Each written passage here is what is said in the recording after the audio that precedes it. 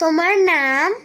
লোকে কবরস্থানে কালিয়ে বলে ডাকে। তোমার বাবার নাম অত্যাচার। তোমার মায়ের নাম? মায়ের নাম অনাচার। অত্যাচার এবং অনাচারের মাঝে আমার জন্ম হয়েছে। একজন সুছেলে পুরুষের মুখে তার বাবা মার নামে এরকম অপমান শোভা পায় না। মাঝে শোভা পায় না। মাঝে শোভা পায় না।